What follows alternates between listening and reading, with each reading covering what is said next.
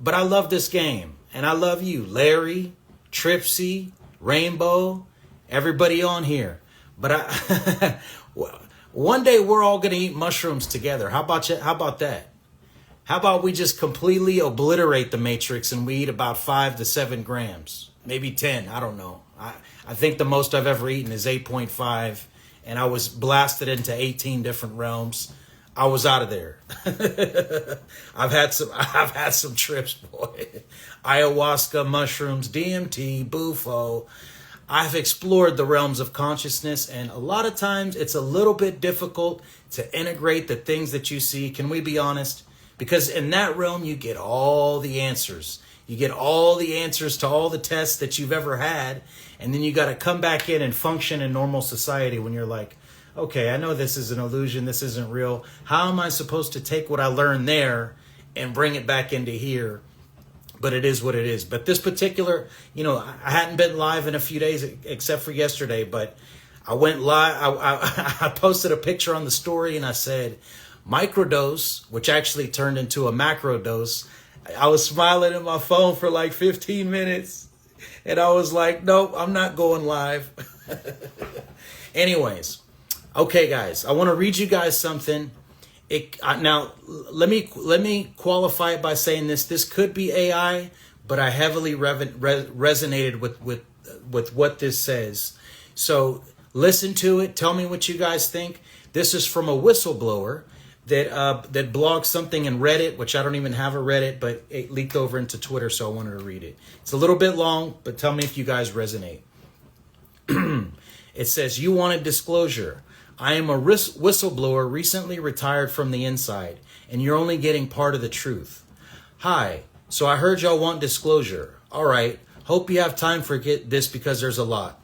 Grab a coffee, get a pillow, get comfy. I've been watching the news and hearing a lot of things I know to be true, shockingly being talked about openly by some higher ups in a documentary, so I figured, what the hell? You could call me Rhea, not my real name, obviously, but it will do. A little bit about me. I spent 8 years in the military to pay for college and then another decade plus in a part of the U.S. intelligence component that does not officially exist. On paper, I worked for a boring-sounding office in a department most people have never heard of. In reality, it was a compartment inside a compartment where the odd stuff of a certain nature got routed. My actual specialty is electro-optics, lasers, sensors, EO imaging systems, the math and hardware behind how we detect things at a distance, and in some cases, put energy on them. That is what I trained in. What I did most of my serious work on once I was off the deployment treadmill. So when I say I know something about directed energy weapons and weird sensor returns, that's not I heard from a friend of a friend. That was my day job. Most of my career was boring in the way dangerous jobs are boring. Long days and windowless rooms, Iraq and Afghanistan in the early years, doing the usual mix of SIGINT and HUMINT support. Phone records, pattern of life workups, building target packets on people who'd never know my name, but might notice a drone overhead later. After I got out of uniform, I slid over to contractor work, then got pulled into the permanent government side. For a long time, my world was very normal. Counterterrorism, sanctions evasion, shady cargo going through weird ports, stuff like that. After that, foreign missile tests, and what you've probably seen described publicly as space domain awareness. Basically, watching dots move around the sky and trying to decide whose dots they were and what they were doing. The weird part started when I was a detail to a small interagency working group looking at what was called anomalous aerospace and undersea systems. Translation: things detected and showing up on sensors that did not match any known platform, did not behave like clutter, and did not go away when you changed radar modes or swapped optical systems. I was there because I understood both sides of the equation, the physics of the sensors and the intelligence context. You get taught very quickly to treat anything unexplained as a glitch, a calibration issue, operator error, software artifacts, anything that keeps your world tidy. You get used to hearing weird glitch as a catch-all, except after a while you notice some of those glitches keep showing up. across different systems, different countries, decades apart. Same behaviors, same basic locations, same signature that never quite fits. At some point, you either admit there's a real pattern or you drive yourself crazy trying not to see it. If you are useful and you start asking the wrong questions for long enough, someone eventually pulls you aside, takes you to a skiff, takes your phone, has you sign your life away, and shows you the next layer of the onion. This onion goes so deep, I doubt that even after years of briefings, I've been exposed to anything below a few layers. Even still, most of this is purposely kept off NIPR and JWICS and is done in person. That is where I learned about most of what you're interested in here and what seems to be bubbling to the surface of the news lately. That when I learned about what we call the council, yes, aliens, and I suspect you're not likely to see a lot of what I know mentioned even by some of who know it, have begun speaking out for reasons I'll get into later. I've never met them face to face. Everything I know about them is from briefings, documents, and one secure video session that I honestly wish I had skipped. But it lines up with too many independent data points to just shrug off as someone's pet theory. The basic story is this. Earth was noticed roughly 2 billion years ago, long before anything walked around on land.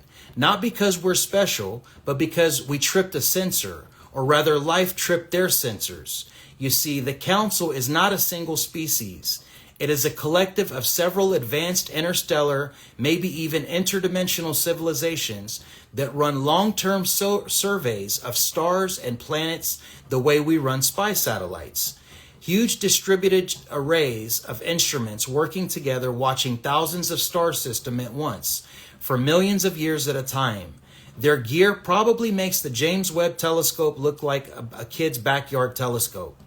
About 2 billion years ago, those instruments picked up biosignatures here, chemical fingerprints in the atmosphere that meant something was alive here. Atmospheric composition like free oxygen and methane, spectral fingerprints, chemical equilibria that scream, there's a metabolism happening down there. You know, the basics. At that point, Earth went into databases as interesting, revisit later. Standard procedure for them when a world looks promising is pretty boring from their point of view. They send automated probes, not big crude ships like you see in sci-fi films, just small, tough, very smart machines. Those probes come in, mostly target the oceans, and set up self-replicating facilities on the sea floor. Those facilities use local materials to build more facilities, more probes, crafts that can operate underwater, in the air, in near space, and eventually avatars that can interact with whatever life evolves. These biological, or rather biomechanical avatars are what some people who claim to have been abducted have likely experienced. Though they do have what we call ASI, these beings are not gods. They are technology, and they aren't perfect. They make mistakes, they glitch out, etc. The reason they base all that underwater for a simple reason. The bottom of an ocean does not care about ice ages, political empires, climate swings or wars. Temperatures and pressures change slowly over what long periods of time. It's a fairly stable environment, and for much of human history had been mostly inaccessible. Speaking of time, we Earth humans tend to think in terms of nothing longer than the current human lifespan. And when pondering non-human intelligence, we like to think in terms of deep space, distance, and light years, but we seldom consider the lifespan and concept of time for a post-biological species could be quite different than ours. Only our most astute thinkers in the realms of geology, paleontology, and cosmology think in terms of millions or billions of years. Geologic epochs, cosmological history. That is child's play for the Council, which has a different concept of time, more concerned with deep time, millions of years at a stretch. As such, their infrastructure is designed for that. So yes, a lot of the TMOs, transmedium objects, and impossible accelerations you have heard about are just their hardware doing its job.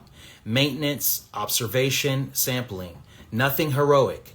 The warp bubble, Alcubierre, effect was probably mastered by them before our solar system even existed. It's old tech for them, kind of like the wheel is for us. Also, no, we are not the center of anyone's universe. There are about 1 billion planets in our galaxy that are more or less like Earth. Some just have microbes. Some have more complex life.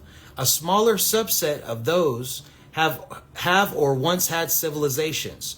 We are just one more entry. A fairly recent one is cosmological in terms of a very large survey. Once early humans started doing interesting things, we moved from planet with life to planet with potential. They have watched this same story unfold in slightly different ways around 1,000 times, from what I understand. That would be the simulation. Chemistry leads to biology. Biology creates technology, tool use, language, agriculture, cities, industry, energy, space travel. Somewhere in there, you always hit the same fork. Either the species figures out how not to blow itself to pieces with the energy densities it increasingly has access to, such as nuclear fission, nuclear fusion, antimatter, and more exotic matter or energy, or it wipes itself out. Our situation worried them. We are a little paradox, extremely good at cooperation and also extremely good at organized violence. Our aggression stood out. Cooperation plus violence isn't unique, but we're very, very good at both. And once you get to things like nuclear power, that combo tends to end very badly. They've seen plenty of variations of what play out over at least a few billion years. About 10,000 years ago, our trajectory towards that became clear, and there was a major argument inside the council about what, if anything, to do with us. One side said the odds favored self-destruction once we discovered and weaponized atomic-level technologies. The other side argued we were worth saving, or at least worth understanding better. The compromise was an experiment, one which has ramification as to why this has all been hidden for so long. Roughly 65,000 humans were removed from Earth and relocated to what is basically a preserve on a planet around the star you know as 82 Eridani. Internally, we call those people Erids. That star is in our catalog if you feel like looking it up, but the details of the target planet are not public for obvious reasons. The Erids were started in kind of a controlled paradise. Their world has large dispenser systems that can produce whatever basic material needs they have. Food, clothing, tools, building materials, entire structures for habitation. Think Star Trek replicators scaled up and wired into the environment. In that setup, nobody starves, nobody is homeless in the way we understand it, nobody spends their life chasing money just to meet needs. This was just the Arid's natural reality.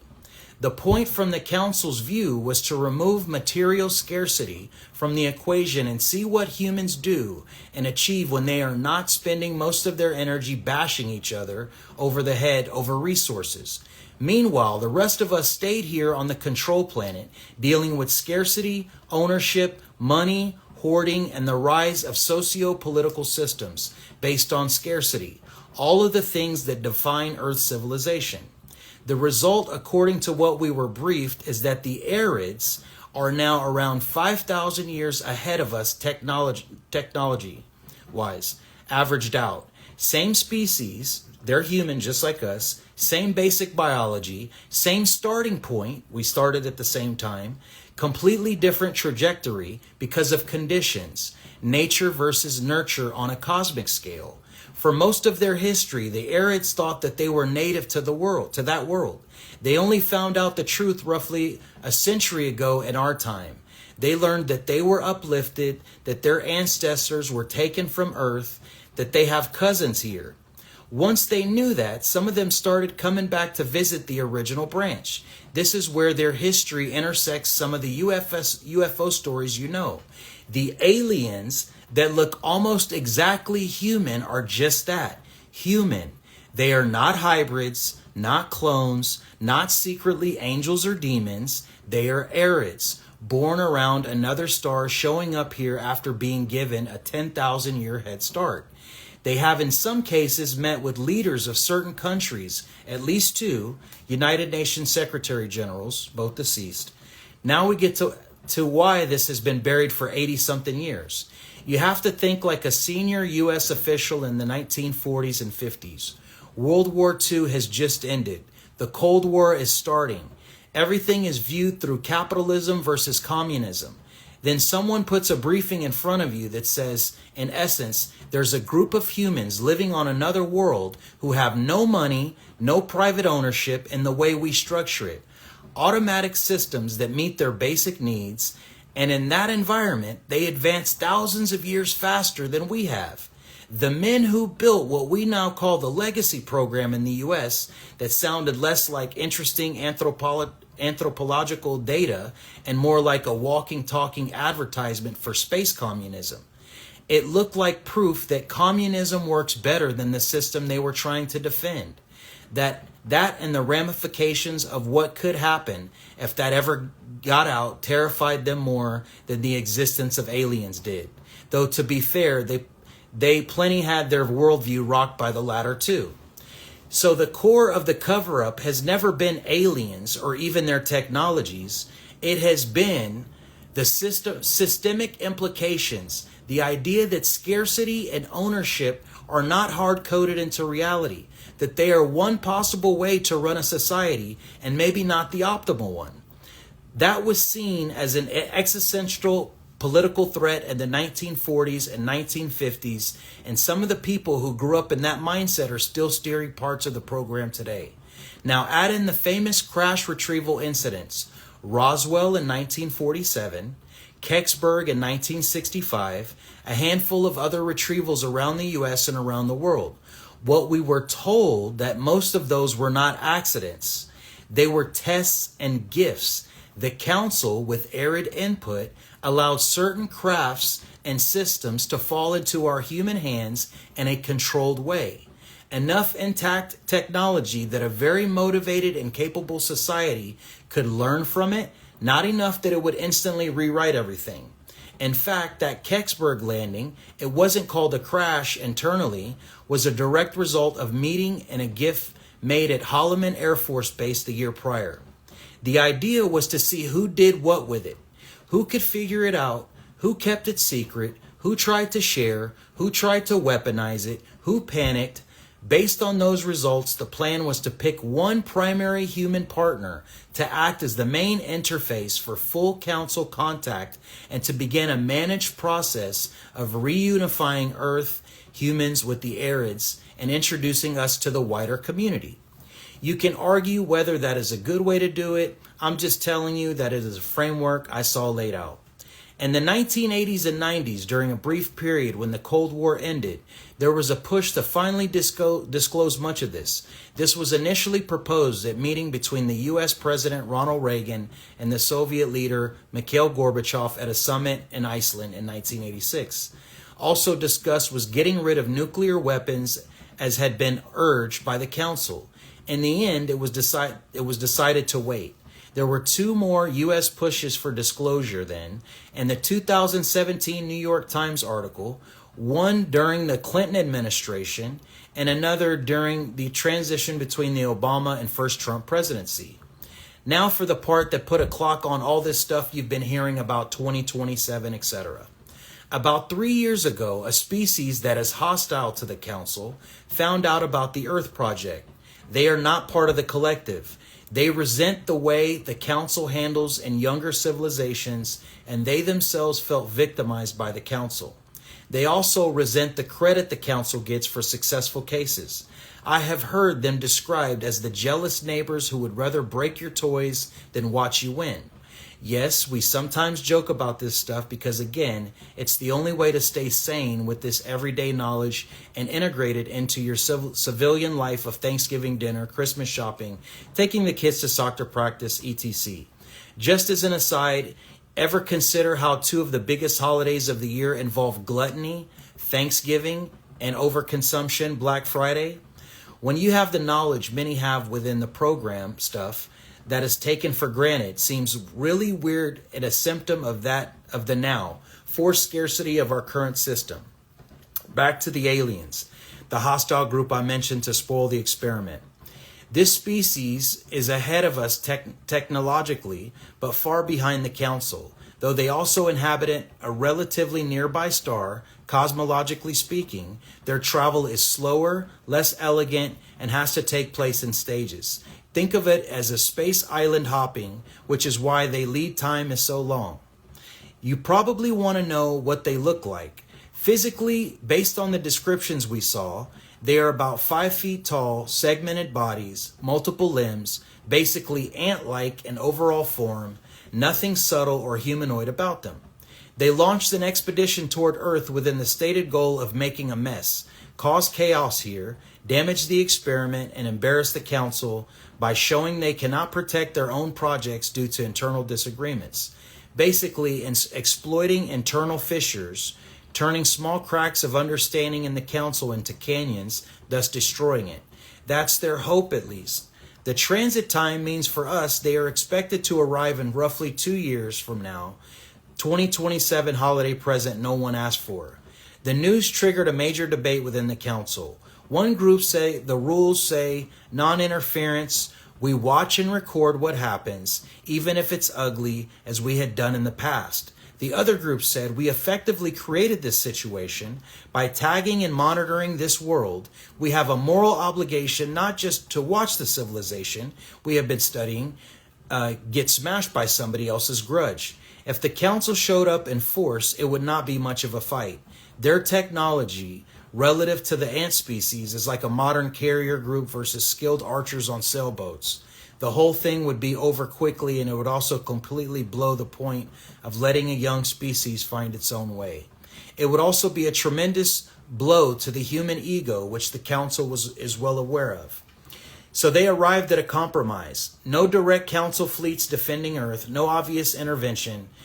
Instead, they would quietly arm us. What they chose to give us are the things they roughly call scalar phase weapons.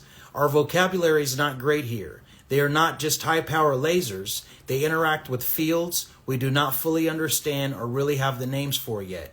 Shift phases dump huge amounts of energy from the vacuum into very specific volumes of space-time without a conventional bright beam or explosion.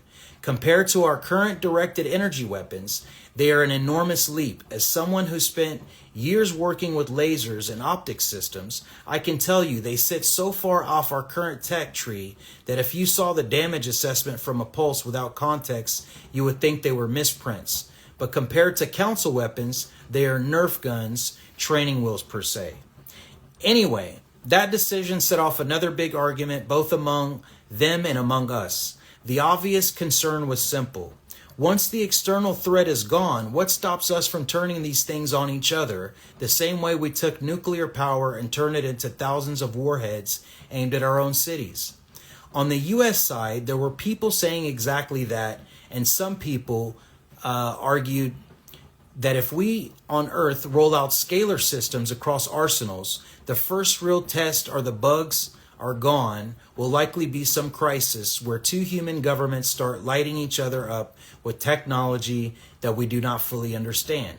The counter-argument, which won, was that species-level survival has to come first. If humanity gets wiped out by someone else's petty feud, then the entire debate is academic. Also, if humans fight this off themselves instead of watching the Council show up and save the day, they will meet the wider community as people who actually did something, not as rescued primitives, human ego intact. And kill switch, if you will, has been built into the tech to disable it after the conflict, which the Council sees us winning. If we then decide to use these weapons against each other, they'll simply be disabled until we humans have learned enough to disable the kill switch, which could be thousands of years from now for all I know. So against a lot of internal resistance, the Council has been quietly providing scalar phase systems to several blocks, not just the US. The list I saw included the United States, China, European Union, Russia, and Brazil. Those systems are being integrated into space platforms, aircrafts, and undersea assets. Testing is happening in remote places in high altitudes, often disguised as other things. Most of the people physically working on it think it is an advanced homegrown black program. Only a very small circle in each capital sees the full context. I got to see pieces of that picture shortly after I was pushed into retirement, which is a polite way of saying I stopped being convenient. That is as specific as I'm willing to get. So again, I could keep reading on. How many of y'all find that interesting? Huh? Because this talks about there's another civilization that are future humans. When you go back, basically this was a whistleblower. Somebody's asking about this. This was a whistleblower from the United States government that worked with a black program that basically went on a public forum and said, okay, I see that people are genuinely interested in the Age of Disclosure documentary. So I want to help you guys and show what I saw from an anonymous count, if there's anything. Now, could it be controlled? I think so. Everything could be controlled, right? But it goes along the lines of a future alien civilization, which are just humans. Remember, a lot of us have been saying there are no aliens. Aliens are just consciousness, but also we're not from here. But it also talked about taking 65,000 people from here to start a civilization over there, and that all of these other places are inhabitable. So for me, it just lines up everything from the simulation to even the council. You can go back. There was a retired Army general named Robert something.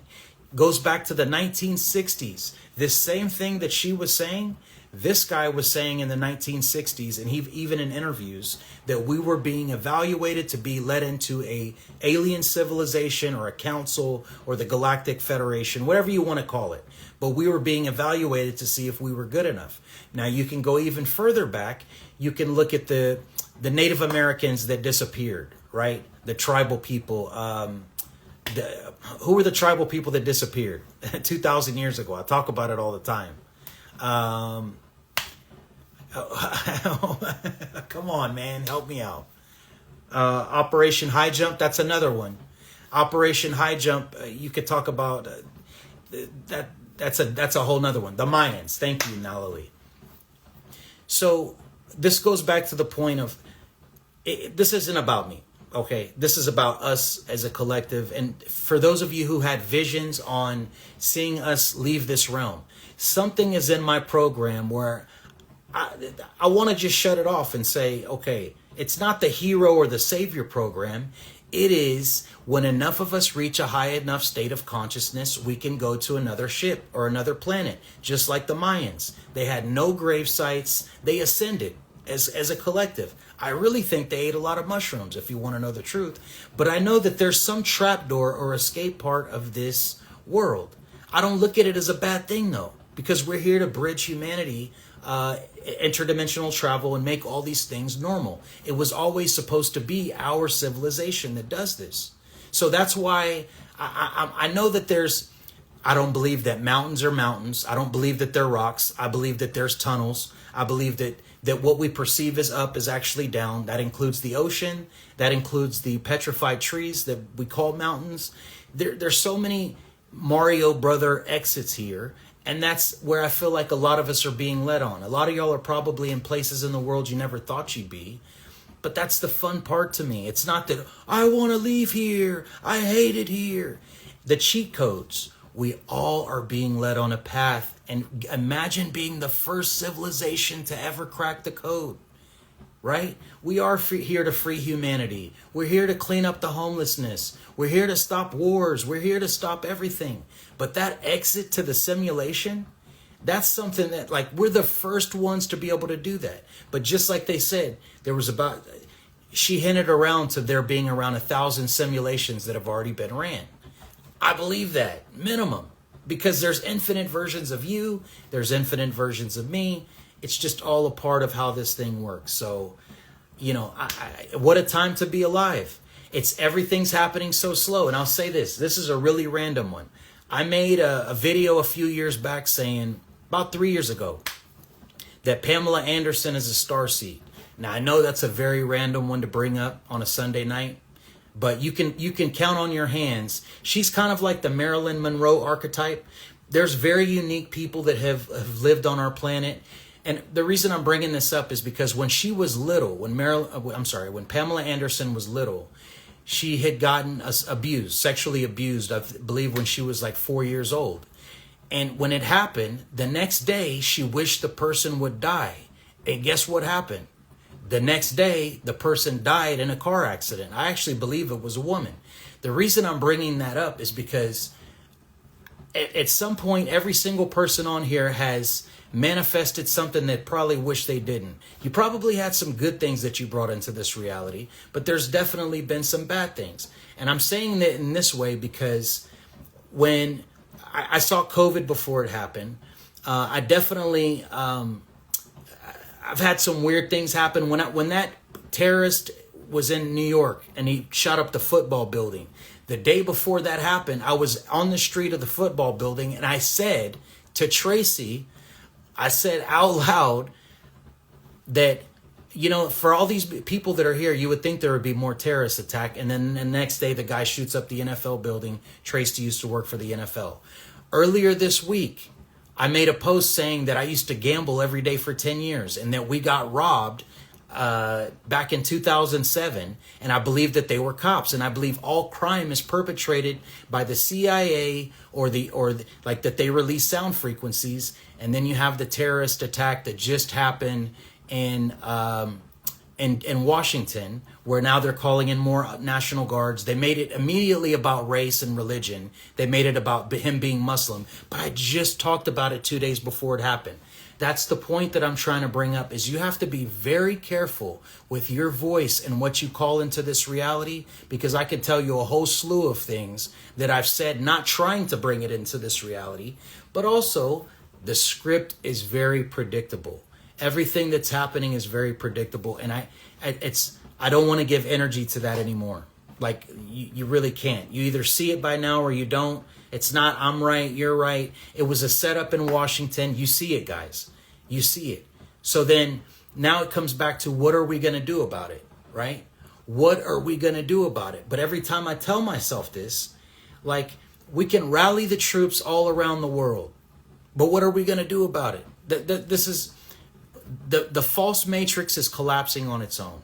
So I've tried to get very creative. I know a lot of you have. And how do you vibrate to your highest timeline? How do you live out all your lives? How do you do the most for people? You just got to live. You just got to do something. But sometimes doing nothing is better than doing something. So all of that leads to the Mexico trip. This is something that I've went to Mexico 3 years ago, to Tecate, Mexico, 3.5 years ago. I haven't been back since, but I feel like it's time. I'm very much on the alien timeline, the light worker, starseed, being proactive, trying to tap in and figure out the codes and figure out our origins and live out all these lives, I believe is more proactive than to, we can talk about chemtrails, but what are we going to do about it? We can talk about the government, but what are we going to do about it? It serves us no purpose, really, at this point. Can we agree? Because you see that is those are fixed timelines that aren't meant for us anymore. Can we agree? Can we agree on that? Those timelines are anything that's happening in that world. I mean, I can call it out. It's very easy to see, which part of the script it is, but it truly doesn't serve our highest purpose. Matter of fact, most time it makes us angry. Those things are really out of our control and are not for us anymore. We're not even on that timeline anymore. So the best thing that we can do, you're the alien in Mexico. The best thing that we can do, I think we'd be better suited having fun together. I think we'd be better suited maybe opening our third eye together, or going on excursions together, or meditating together. It's those things. There's going to be a time where we're going to fight. Not with guns. We don't need guns. There will be a time to fight, and we'll know when that time is. But right now, our brothers and sisters that are still fighting those old timelines, and I know I go back and forth with it, I don't want to be wishy-washy. There's like a tug of war that goes that happens with your soul, where you feel the need that your mission is to fight every timeline, every oppressed group, every oppressed civilization. But I don't want to be whiny anymore. I'm going to be real with you. I want to be happy. I enjoy doing fun things. I don't want to. Somebody asked me the other day, Jonah, yeah, so I figured out, yeah, we do live in a simulation. I agree. So what do? That's a very common question. You just got to live. Do things that make you happy. Do things in service of others. Do things that make you vibrate high and elevate.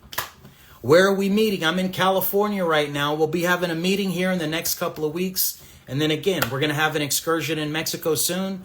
But my plan is I want to visit as many places as possible next year. And I want to see each and every one of you. And if we take a microdose, cool. If we go dancing somewhere, cool. I want to live. I cannot be miserable another year. And I'm not saying that.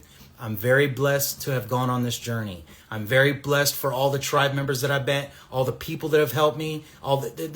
We have an amazing tribe around the world that if like, just speak your truth. Haven't been to Colorado yet. Got to get there. I want to meet all of y'all. Delaware. I mean, come on. So I'm in here exercising, getting my mental right, trying to get my avatar back right.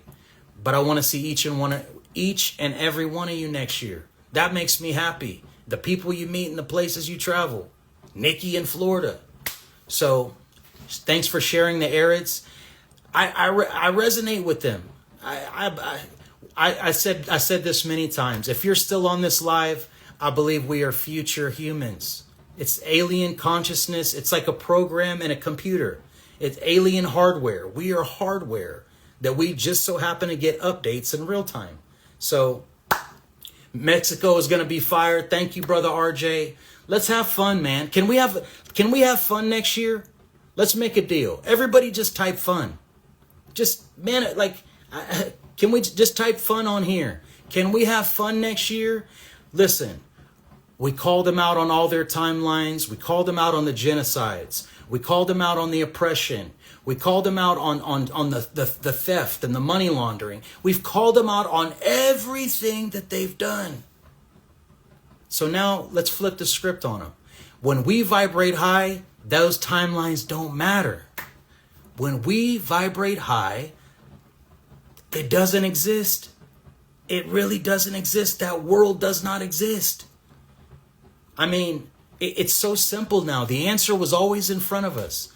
But I have this, a lot of y'all, we have this warrior type of program in our mind that maybe our last lifetime that we were fighting everything, or like, or we just felt the need to be a part of wars. But that timeline is done, guys. I don't want to be miserable another day here. And I don't want to put y'all through misery or lower your vibration or lower your frequency or flip-flop. I don't want to do that anymore. I feel like that's the very difficult part about being multidimensional, is you're living out all your lives at once. And it makes it hard for consistency. And I want to be consistent. I want to consistently have fun. I want to consistently be in nature. I want to consistently meditate. All the things that we're already doing, let's do it, man. All right. Let me get off of here. We appreciate your